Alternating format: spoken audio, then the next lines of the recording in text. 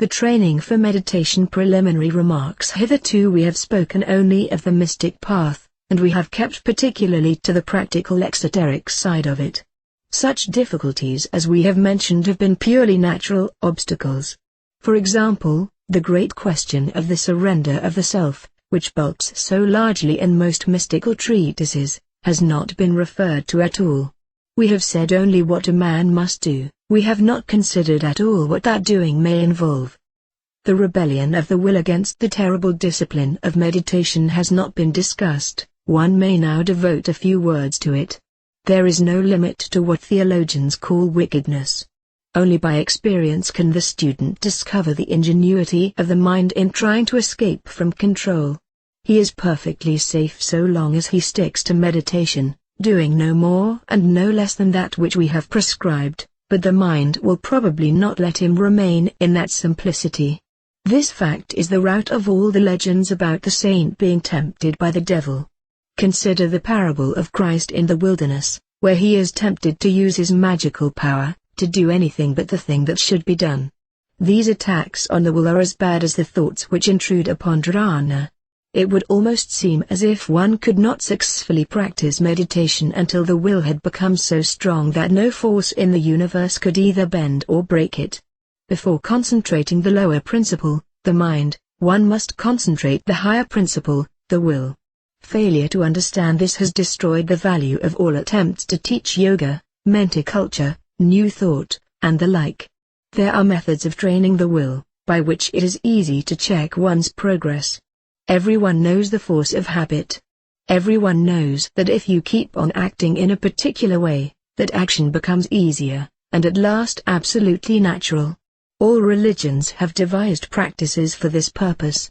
If you keep on praying with your lips long enough, you will one day find yourself praying in your heart. The whole question has been threshed out and organized by wise men of old. They have made a science of life complete and perfect, and they have given to it the name of Magick. It is the chief secret of the ancients, and if the keys have never been actually lost, they have certainly been little used.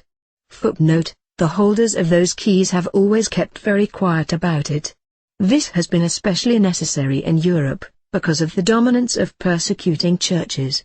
Again, the confusion of thought caused by the ignorance of the people who did not understand it has discredited the whole subject. It is now our task to re-establish this science in its perfection. To do this we must criticize the authorities. Some of them have made it too complex, others have completely failed in such simple matters as coherence.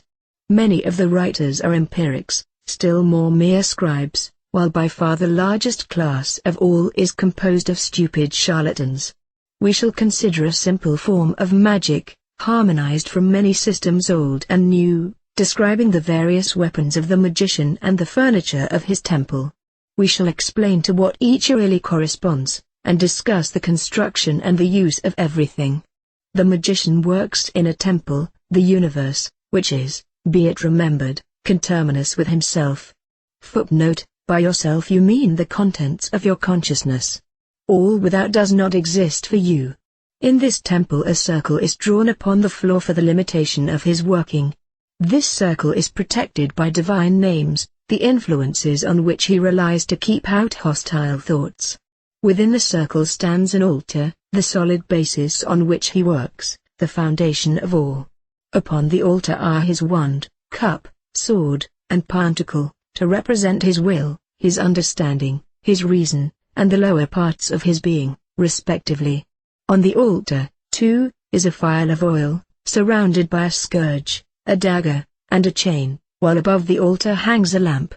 The magician wears a crown, a single robe, and a lemon, and he bears a book of conjurations and a bell. The oil consecrates everything that is touched with it, it is his aspiration, all acts performed in accordance with that I holy. The scourge tortures him, the dagger wounds him, the chain binds him. It is by virtue of these three that his aspiration remains pure, and is able to consecrate all other things. He wears a crown to affirm his lordship, his divinity, a robe to symbolize silence, and a lemon to declare his work.